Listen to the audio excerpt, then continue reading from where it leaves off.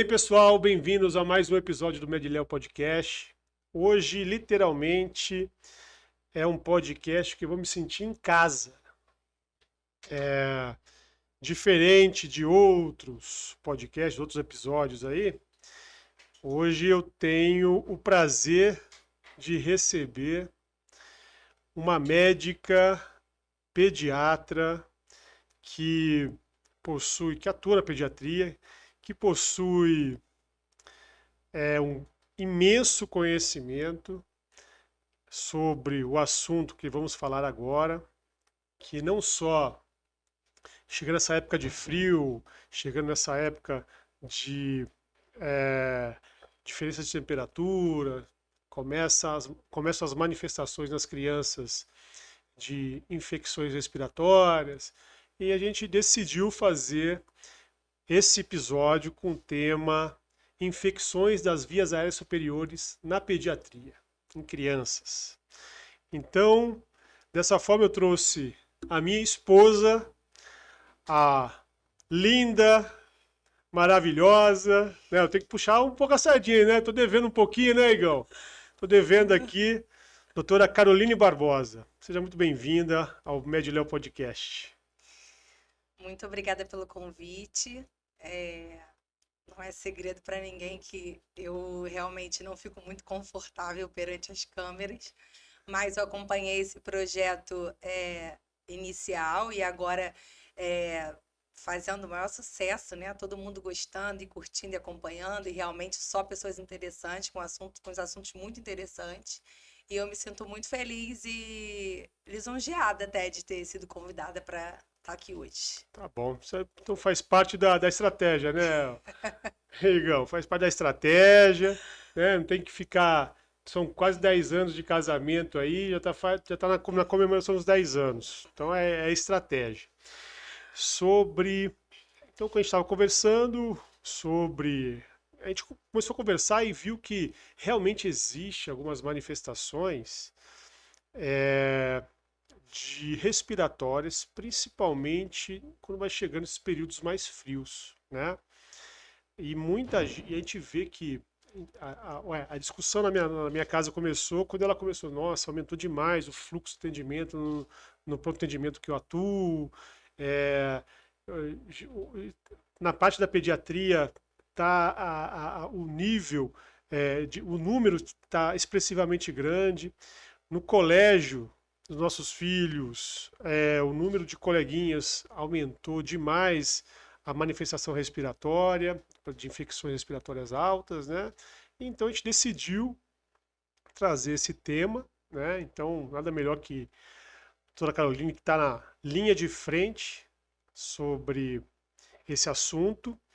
Então, doutora Caroline Barbosa, né? É até estranho chamar dessa forma, né? Né? Então, é, vamos lá. O que são infecções das vias aéreas superiores? Quais as manifestações mais comuns? O que é causado? Daqui a pouco eu vou abrir, tem uma série de perguntas aqui. Eu estou mandando no Instagram. Se você não acompanha ainda nosso Instagram, entra lá, @medleo, e já acompanha nossas enquetes, nossas postagens. Você vai ver também, pode participar de alguma forma, de forma direta aqui. E se você não se inscreveu ainda no canal, inscreva-se agora, dá aquele like e compartilha também esse episódio. Já vale muito a pena, não custa nada para você. Vamos lá. Então, quais são os principais sintomas de uma infecção respiratória? O que causa a infecção respiratória? É o tempo mesmo que causa? É a diferença de tempo? O que causa a infecção respiratória alta em É, crianças? então, geralmente, essas infecções respiratórias, elas começam mais num período aí de maio a setembro. Esse ano, especificamente, a sazonalidade parece que mudou um pouco. As crianças estão ficando com quadros de infecção de vias aéreas superiores de repetição, é, com muita constância, né? E assim, é o desespero das mães, porque começa com quadro de febre, baixa às vezes, mas já a mãe já fica preocupada, óbvio, porque tá tendo febre, narizinho escorrendo, aquela tosse que persiste. E aí a mãe já fica preocupada com pneumonia, com pulmão, e às vezes até quer realmente procurar atendimento para fazer um diagnóstico precoce, fazer um raio-x para ver se tem pneumonia. E na realidade, num primeiro momento, a gente não precisa se preocupar tanto dessa maneira, né? Claro que eu, como mãe, sei como é, também me preocupo. Mas essas infecções são comuns, principalmente nas crianças que estão ingressando agora na vida escolar, porque é o período de 2 a 6 aninhos, que é quando o sistema imunológico ainda está em desenvolvimento, ainda está se formando. Então, vai entrar em contato com o vírus, vai infectar, às vezes melhora, vai para casa, volta, entra em contato, infecta de novo, e assim vai. Só que a gente tem que começar a diferenciar os quadros mais graves, que têm acometimento pulmonar, dos quadros de vias aéreas superiores, que não têm envolvimento pulmonar e que vai ter aqueles sintomas de resfriado ali por 3, 4 dias, às vezes até 5, e depois a criança fica bem. Perfeito. Então, você está falando que essas infecções que tem de maio a setembro, é isso? Geralmente o período é de Maio, maio a maio a setembro. setembro, é maior a prevalência, ela é causada por um vírus, na sua maioria são vírus, Isso, a né? maioria são vírus, tem alguns, Vírus sincicial, tem rinovírus. rinovírus, O adenovírus. o sincicial respiratório, que é o que mais acomete os brônquios, né, o pulmão mesmo, que é aquele que evolui com quadro de bronquiolite. É Uhum. aquela criança que a mãe fala, nossa, ela já está uma semana com o narizinho escorrendo, com tosse, mas agora começou a ficar cansadinha, com chiadinho. E aí evolui com esse quadro de bronquiolite, que a maioria delas saem muito bem do quadro e algumas evoluem de forma mais grave e merecem um atendimento, uma atenção especial. Perfeito. E a prevalência, que o pessoal fica muito, a gente vê nas redes sociais, que o médico falou que é virose, que o médico falou que é virose, né? Então, só para o pessoal entender, quando a gente fala de infecção respiratória, né, principalmente, 85% na média das infecções respiratórias são virais, né? Sim, É óbvio, a gente não está questionando aqui muitas vezes o atendimento médico, a forma de tratar, né, a velocidade do atendimento, o comprometimento do médico, mas também colocar e taxar o médico quando ele fala que é uma virose, que a palavra foi muito mal empregada por muitos, né, acaba direcionando para um meme, para uma chacota, né? Mas assim, é importante a gente fixar que muito do percentual das infecções respiratórias são virais, né? sim, a Então, se o médico está maioria. falando assim, ó, isso aqui é viral, né, e evolui para bacteriano, e tem um motivo de estar falando isso, porque a gente percebe que muitas mães, percebendo as manifestações que você colocou, acabam medicando a criança, querendo uma medicação via antibiótico. Doutora Caroline, antibiótico serve para questões virais? É Não, recomendado? Não. não é recomendado. Eu falo muito isso para as minhas mães. As minhas mãezinhas que estiverem assistindo vão saber disso. Vão se identificar, né, com isso, porque sabe que eu falo muito. Não adianta, o quadro viral ele tem o período dele ali para acontecer, para o organismo da criança combater aquele vírus. E em menos de, eu acho que são 3 ou 4% mais ou menos, evoluem por uma rinocinusite bacteriana ou por um quadro, de repente, de otite. Mas a maioria se resolve somente com aquele tratamento mesmo de que antigamente a gente falava que é vitamina C e cama, é Uhum. exatamente isso. É bastante líquido, repouso, evitar o contato com os outros coleguinhas, por isso que a gente pede para não mandar para a escola, porque você acaba disseminando mais ainda o vírus. Então, eu converso muito com as mães isso. Claro que se chegar no momento que a febre está persistindo, mais de 4 dias, ela está alta, ela está persistente, a gente tem que verificar se não pode ser uma infecção viral, de repente, por um vírus da gripe, que é a influenza, por exemplo, que às vezes pode se agravar e adquirir, de repente, uma infecção bacteriana secundária. Acontece de começar com uma gripe e, de repente, evoluir com um quadro aí de pneumonia, com um quadro de otite, uma rinocinusite bacteriana. E aí sim é a hora de entrar com antibiótico, porque senão de nada vai adiantar fazer o antibiótico se o quadro é viral. Perfeito. E aí, o que acontece? Tem também a aplicação inicial de antibióticos, quando de forma prevalente uma infecção viral, você não tem outros achados, a persistência de febre, a elevação de febre e outras, né, exames laboratoriais alterados que mostram uma propensão à bacteriana, você utilizando de forma inadequada esse antibiótico, você propicia a resistência bacteriana àquela medicação, né? Exatamente. Então, quando for para utilizar no momento adequado, aquela medicação vai estar inadequada por a pessoa estar resistente ao uso, né? Então, tendo resultados muito ruins ou sem resultado, né? Então, dessa forma, por isso que a gente, é fundamental o atendimento médico para uma diferenciação. E se você receber o primeiro diagnóstico de uma infecção respiratória alta, de uma infecção viral, provavelmente a estatística mostra que deve ser 85%, né? E a Sim. clínica, no caso, vai ser soberana nesse sentido.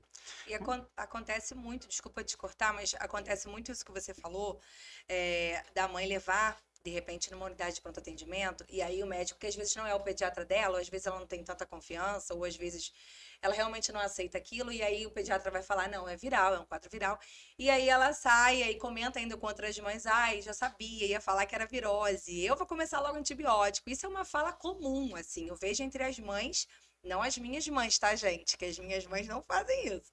Mas eu vejo que isso é muito comum entre as mães. Essa ansiedade de melhorar o filho, que é normal, a gente não gosta de ver a criança tossindo, a criança com febre. Então a gente acha, algumas mães acham que fazendo antibiótico vai sanar aquilo ali, vai melhorar. E aí passa 3, 4 dias, fala, viu? Melhorou. Mas não é. É o período do vírus mesmo, do organismo da criança combater. E, coincidentemente, calhou dela ter feito antibiótico, deu o tempo do vírus, a criança, o sistema imunológico ali respondeu e melhora. Então é isso que acontece. Aí você falou também sobre durante o período que a criança estiver com essa infecção, você tende a falar, ó, falar com a mãe, olha, vamos deixar em casa para melhorar, para não disseminar o vírus, né? Então, você está falando que o vírus ele pode ser transmitido, por exemplo, numa creche, numa escola, né? E como esse vírus, através da criança, é transmitido? Ele pode ser transmitido através de gotículas, né? A criança às vezes espirra ou tosse, ou às vezes até objeto contaminado. A criança colocou a mão ali, espirrou e com a mãozinha suja pegou na maçaneta e outro amiguinho vai lá e pega, né? Então, assim, é facilmente disseminado. E no inverno, isso aumenta porque os ambientes estão mais fechados, as pessoas tendem a ficar mais próximas e aí acaba facilitando, né, a disseminação do vírus. E Uhum, às vezes o tempo mais seco também dificulta ali a dissipar, né, o ar. uhum, Então acaba que piora um pouquinho. perfeito. E a gente fala de crianças, você falou da idade, né? Então, de 2 a 6 anos. Nesse período, muitos usam chupeta, né? E a chupeta, a criança que usa muita chupeta, já ouvi isso na internet. Você já ouviu essa, Gigão? Que criança que usa mais chupeta tem a propensão de uma infecção respiratória alta maior? Isso é verdade ou não? Você chegou a ver? Na realidade, não é que vai ter uma propensão maior, não tem ligação direta. Mas o que acontece é que tem que ser feita a higienização adequada dessa chupeta. E acontece muito também em creche, escola, das crianças compartilharem, às vezes sem o responsável, quem está tomando conta, ver, e pega mesmo, pega a chupetinha do outro, ou pega uma madeira e brinca. Isso acontece até entre irmãos. Lá na nossa casa a gente já viu isso várias vezes acontecer quando eles eram bebezinhos. Então, isso acontece. E dessa forma, facilita essa disseminação. Mas a chupeta em si, estando bem higienizada, né, limpinha, não tem essa chance, não. Perfeito. Sobre a questão criança, você falou de ambiente fechado, compartilhando o mesmo ar ali, a propensão em períodos mais frios, é isso que acontece. Além das variações de temperatura, tem a questão no frio, a gente tende a ficar mais em locais fechados, isolados, uma circulação menor de ar, e tem também aqueles pais que fumam. E a Uhum. gente vê estatisticamente que quando os pais são fumantes e a criança é uma fumante passiva, ocorre o aumento da chance, da propensão a ter uma infecção respiratória alta? Sim, com certeza. Hum, Com certeza. Principalmente as crianças que já têm, né, um quadro ali de bronquite, ou as crianças que nasceram prematuras e já têm uma questão pulmonar comprometida. E dessa maneira, eles sendo fumantes passivos, aumenta muito a chance de quadro de infecção respiratória. Você falou também que de pessoas que têm um comprometimento já em ocorrência, do tipo bronquites e tudo mais. Então, a criança que tem asma, por exemplo, a criança que tem bronquite, por que ela tem que fazer um controle maior das infecções respiratórias? Porque no caso da asma, da bronquite, né, da asma, da crise de asma, para ela acontecer, ela precisa de um gatilho. Uhum, Então, às vezes a criança tem asma, a mãe não sabe que tem asma, né? Nunca teve, às vezes, né, nenhum sintoma que fizesse a mãe pensar nisso. E aí, às vezes, um exercício físico ou até a fumaça do cigarro dos pais ou de quem estiver, né, por perto, a fumaça do cigarro, algum medicamento, algum alérgeno, algum cheiro forte, tudo isso funciona como gatilho. E aí desencadeia o quadro de asma. perfeito. E você é conhecida por fazer bastante acompanhamento de crianças no pós o parto, crianças recém-nascidas, até que é o chamado puericultura, né? Sobre a amamentação, a criança que amamenta, que é amamentada, ou seja, que tem uma abordagem da amamentação muito mais robusta, aumenta a chance, é verdade que aumenta a chance de proteção contra infecções respiratórias altas? Com certeza. Hum, Através da amamentação, a mãe passa para essa criança muitos anticorpos, fatores bioativos. Ele vai ter uma ação através de algumas imunoglobulinas, algumas substâncias, IgA, por exemplo, que vai fazer com que o leite materno funcione até como um anti-inflamatório, vamos colocar assim, né? Um anti-inflamatório para a criança. Então, hum. assim, facilita, desculpa, evita muito os quadros de infecção respiratória, entre outras infecções. Então, se você compara uma criança que foi devidamente amamentada em seio materno, exclusivamente até os 6 meses, de uma que não foi, você comparando, na maioria das vezes, você vai perceber essa diferença na imunidade, né? Certo. É, tem alguma relação, lavagem nasal, lavar mais o nariz com essas infecções respiratórias? A gente vê muita gente agora, principalmente quando a gente faz a rolagem das redes sociais, tem muito Os dos produtos, produtos né? para limpeza nasal, né? Então, isso melhora de alguma forma a chance de infecção respiratória ou é mais uma forma de você manter o ambiente limpo e diminuir a chance de meio de cultura para umas infecções secundárias bacterianas, por exemplo? Exatamente. Agora, de um tempo para cá, começou essa questão da lavagem nasal, né? E todo mundo preocupado, como é que faz? 5 ml, 10 ml, coloca a criança assim, assado, pode engasgar, enfim. Eu deixo as mães muito à vontade em relação a isso. A lavagem nasal é importante, mas em alguns casos específicos. É claro que você manter o local limpinho, não deixar ficar com o narizinho muito seco, principalmente em dias mais quentes, mais secos, facilita. Mas não quer dizer que a lavagem todos os dias vai facilitar. Muito pelo contrário. Se você não fizer a lavagem na posição adequada, na maneira adequada e no momento adequado, às vezes uma criança que está com uma secreção ali na região nasal, você pode fazer com que essa secreção vá para o ouvido e aí faz uma otite. Então é muito importante saber o momento certo, conversar com o seu pediatra para saber se é indicado naquele momento, como que é indicado e por quanto tempo é indicado, de acordo com o caso de cada criança. Perfeito. Sobre a. Você falou de alguns sintomas, né? Que, os iniciais. Você pode repetir quais são os sintomas iniciais e quais são os sinais que fala assim, opa, tá ficando um pouquinho mais grave.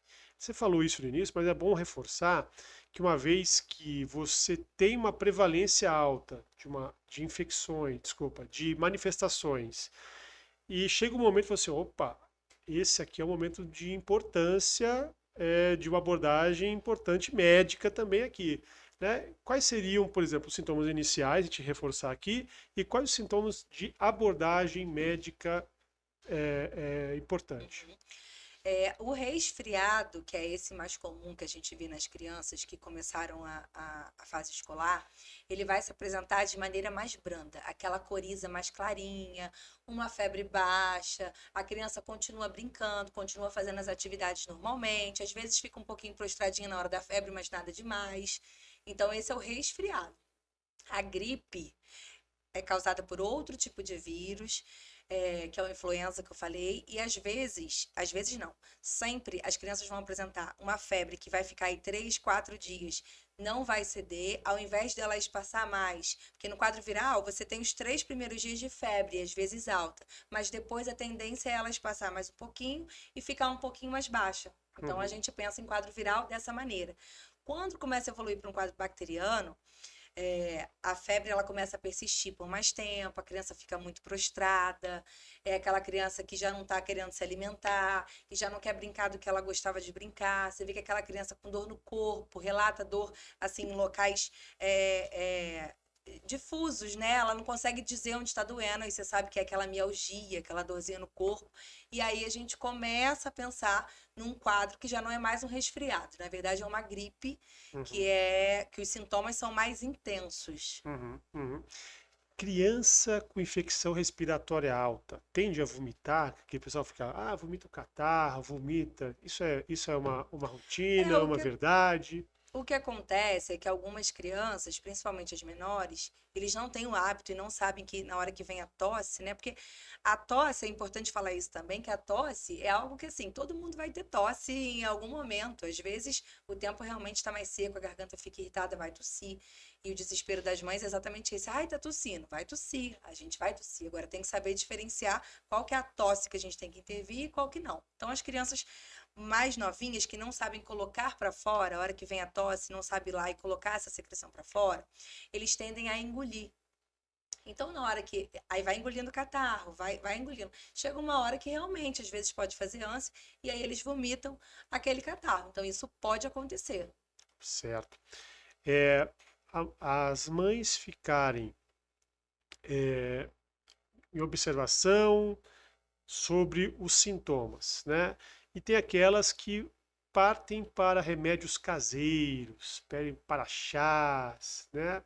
Partem para substância que a vizinha pediu para dar deu para o filho dela, vai dar para o filho dela também, né? Então, assim, isso pode prejudicar bastante o tratamento de uma criança, uma vez que a gente acabou de falar que a infecção respiratória, por ser uma infecção viral, ela tende a ser autolimitada. Quando a gente fala de que autolimitada, ela vai ter um começo, meio e fim em X dias, né? Uma manifestação já que a gente tem um curso mais conhecido, né? Dessa forma, você recomenda essa questão de remédios caseiros? Qual que seria a observação? Você falou, somente uma vitamina C, um suco, repouso. O que você recomenda? O que você acha desses remédios caseiros que a gente sequer sabe de onde vem? Você falou uma coisa muito importante. As mães tendem, e eu não as julgo de maneira nenhuma, porque na hora do desespero, elas tendem a buscar ajuda de todas as maneiras. Então, aí encontra um vizinho que falou que fez a medicação tal, e essa medicação melhorou o filho dele, ela acha que vai melhorar o filho dela. E na verdade não é, não tem nada a ver. Cada criança é uma criança. Inclusive, a gente que trabalha em pronto atendimento, os pediatras de pronto atendimento, a gente já atendeu muita criança que a mãe, às vezes no desespero, a criança com o nariz entupido não conseguia resolver, fez algum descongestionante nasal, que não pode fazer em criança com menos de 6 anos, na realidade eu não recomendo nem para menor de 12, e tem vários efeitos adversos, vários efeitos colaterais, e aí acaba prejudicando mais ainda. Mas é sempre na tentativa de fazer melhorar. Então, eu não indico que faça, até porque você não sabe se a criança é alérgica a algum componente que está ali naquela mistura da medicação, ainda que seja natural. Você não sabe se a criança vai piorar, de repente abrir um outro quadro e vai piorar o estado geral dela. Então, eu não aconselho. Eu aconselho bastante líquido, suquinho de fruta e antitérmico, né, analgésico e repouso. Perfeito.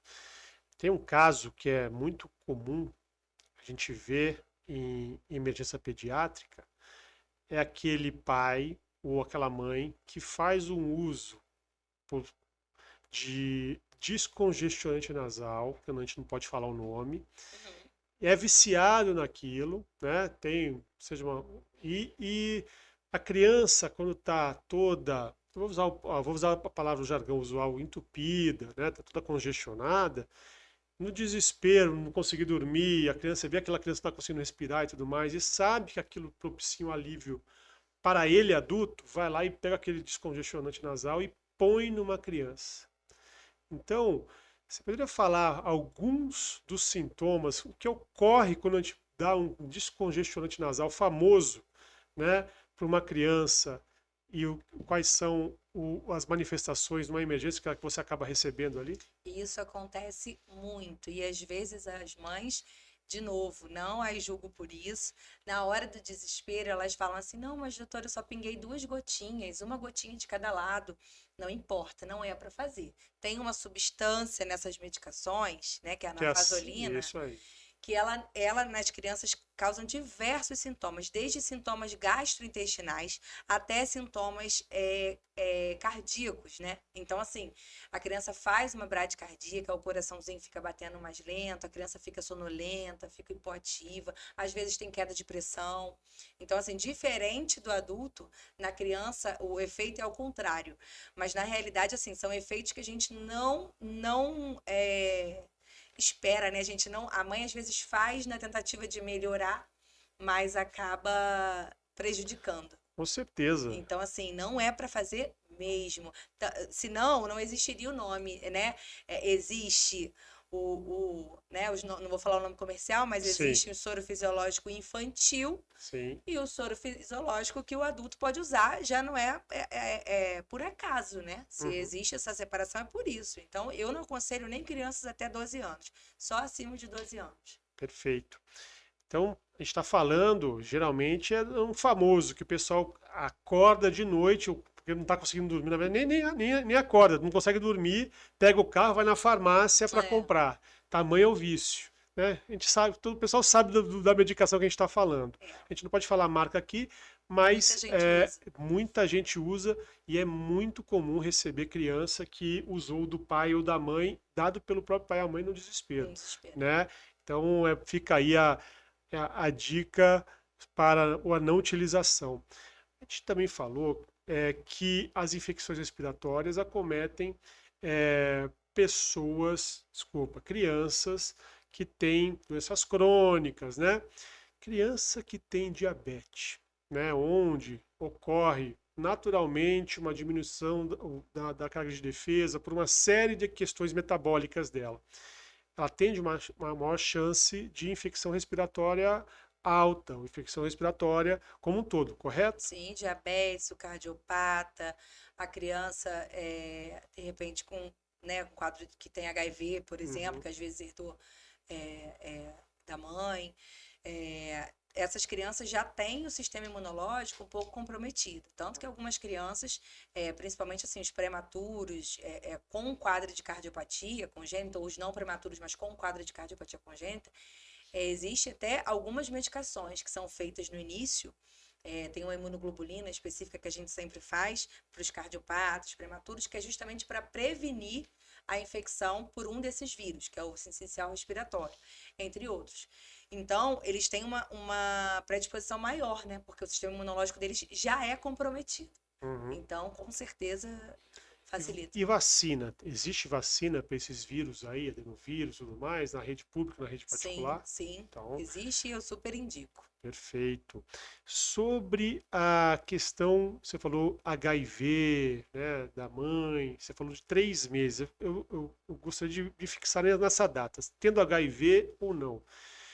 A gente sabe que manifestações respiratórias em crianças mais novas, o que você indica? É já ser atendido, aguardar mais tempo? Com crianças até 3 meses, o que você indica? Criança até 3 meses é assim.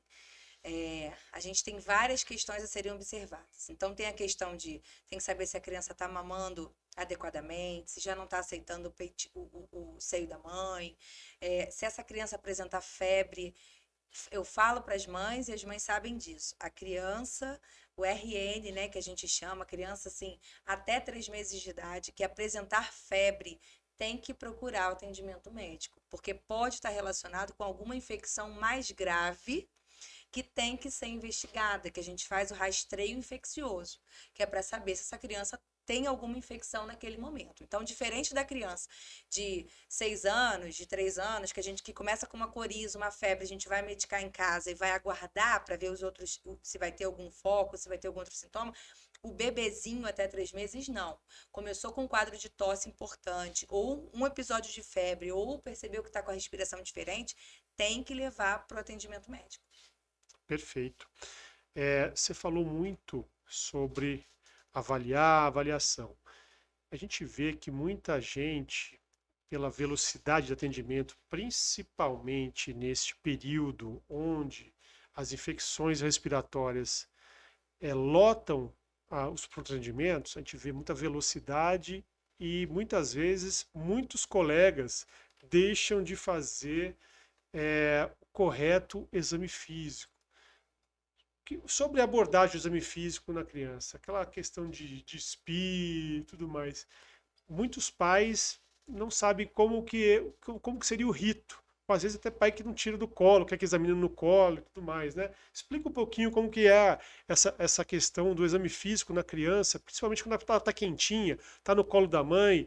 Às vezes tem gente que fala assim, pô, é falta de bom senso, vai tirar, mas não entende que tem que ser feito. Explica um Sim. pouquinho.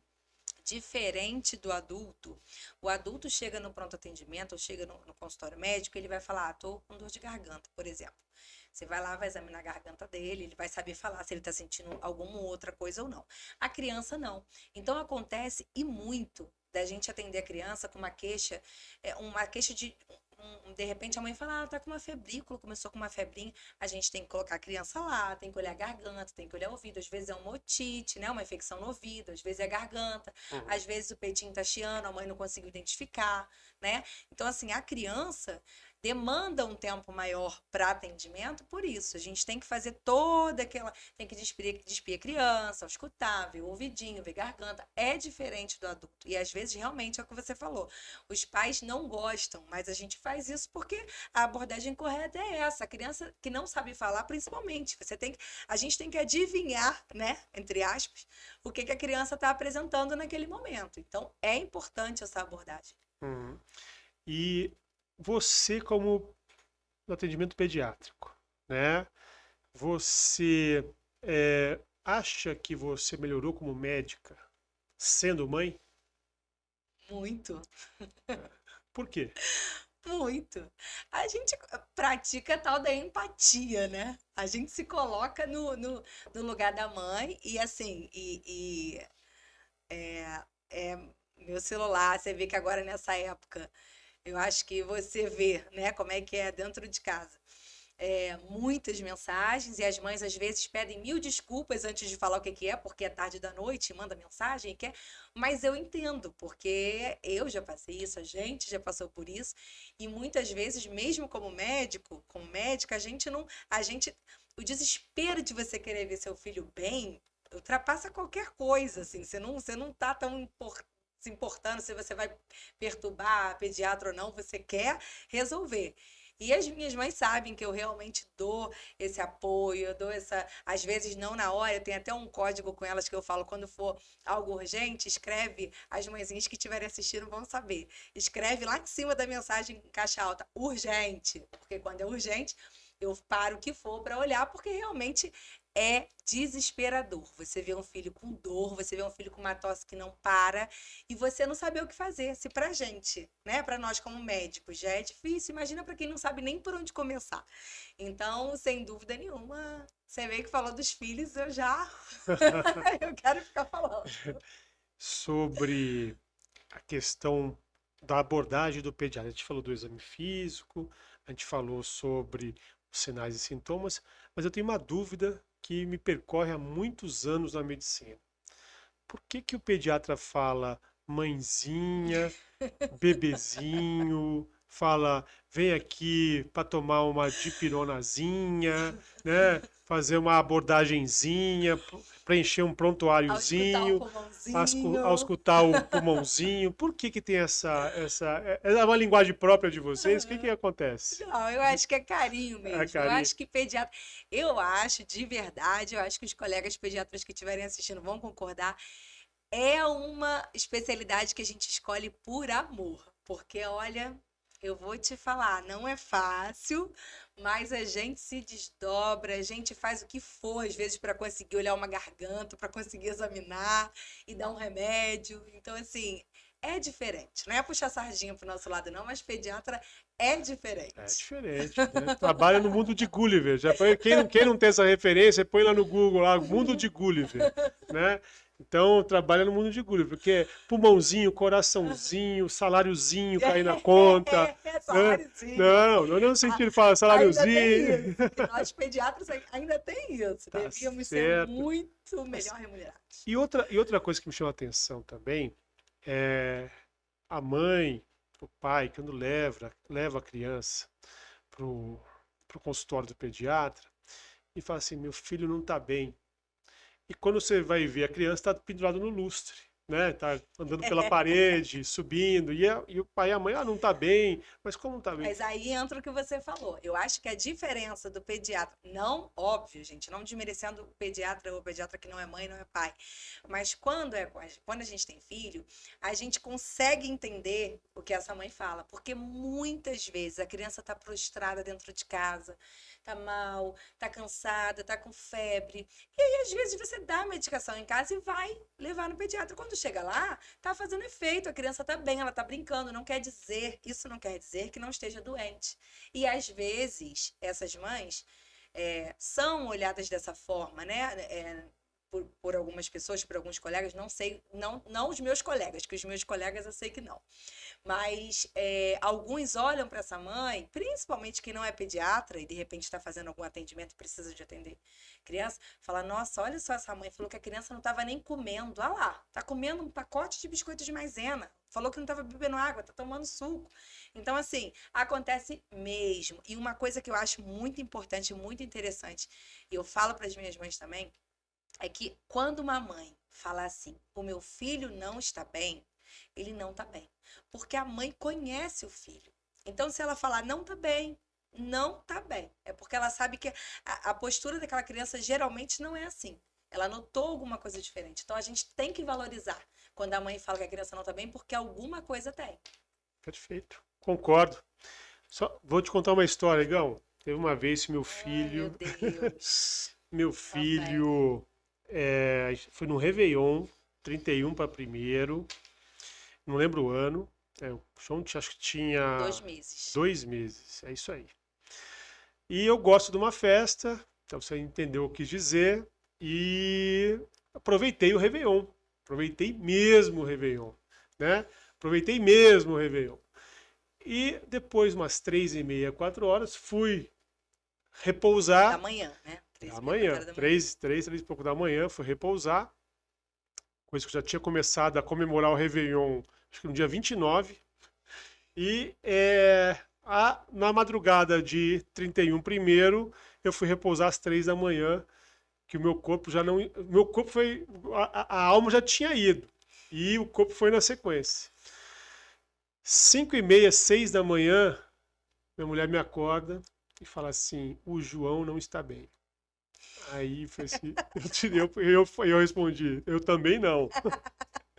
Daí vamos para emergência pediátrica. Então vamos, véio. Então temos que ir, vamos. Detalhe, gente, deixa eu só colocar. Pedi pra gente ir pra emergência pediátrica, porque eu achei realmente que ele estivesse ali já iniciando um quadro importante respiratório, estava cansado, com uma tosse que não existia, começou naquele momento, então eu já queria mesmo, naquela loucura de mãe, já levar para emergência. Aí toca para emergência. Então quem é pai sabe que a gente se levanta, fica tudo bem, tá? Então vamos que vamos. E eu falei assim, putz, nossa, tomara que esteja tudo bem com o filho, não sei o quê. Chegou lá e a criança tinha alguns sintomas, mas foi avaliado. E assim, na emergência pediátrica, a pessoa que nos recebeu também acho que não queria estar lá. É, E a gente não se identificou como médico, né? Mas o atendimento foi péssimo. e nos liberou.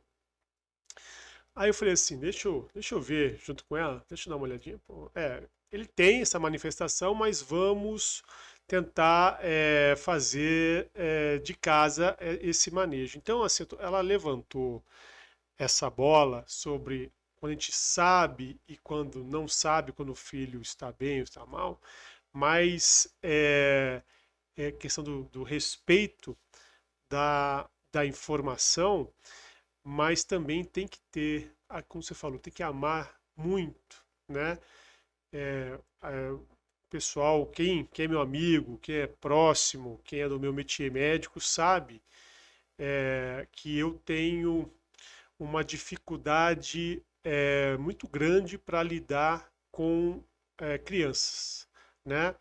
Não dificuldade técnica, né? Assim, como médico, de forma alguma, mas eu tenho um limiar que eu atravesso a questão humana, né? Então, assim, muitas vezes eu fico muito envolvido com aquele caso daquela criança e tudo mais. Então, eu acho, e eu tiro o chapéu para os pediatras, porque você conseguir trazer a sua técnica médica e também se manifestar humano, né, dentro dessa, sim, obviamente, muito se envolve, há envolvimento por óbvio, né, mas consegue se manter técnico, e eu tenho essa dificuldade, e são, o que o pessoal fala assim, ó, o Léo pode chegar a pessoa sem braço, sem perna, né, pode chegar aberta, fechada, né, só que chega uma criança, para mim, então eu tiro, para mim é muito mais difícil, então por isso eu tiro o chapéu para vocês pediatras, nesse sentido. Bom, eu gostaria de agradecer a sua vinda aqui, né? A gente fala assim, mas vamos embora juntos, vamos para casa, né? Então, assim, muito obrigado pela sua vinda, como se fosse nunca mais fosse Eu ver, imagino, eu que né? agradeço. Então, queria que você deixasse suas redes sociais aí, quais são? Sabe de cabeça, não? Se não souber, Sei. o Igão aí vai deixar na descrição. Depois o Igor deixa na descrição aí. Melhor? Melhor. Melhor? Então tá, deixa na descrição. É, você que ainda não deu o like, dê o like no vídeo, isso é importante pra gente. Se você achou que tem algum tipo de informação importante, compartilha para quem deva ser o destinatário desse vídeo. Se você não se inscreveu, inscreva-se agora. É gratuito, não custa nada, é apertar um botão e mais pra gente é muito importante. Estamos nesse projeto aí. Igão, tá crescendo o canal, hein, Igão? Começamos com 5, com 10, já estamos o quê? Quase 300 pessoas já. Então, assim, e a gente comemora o mais um sempre. Então, tem muito pouco tempo de projeto, eu acho que está bem bacana. Obrigado pela vinda e espero vocês no próximo episódio.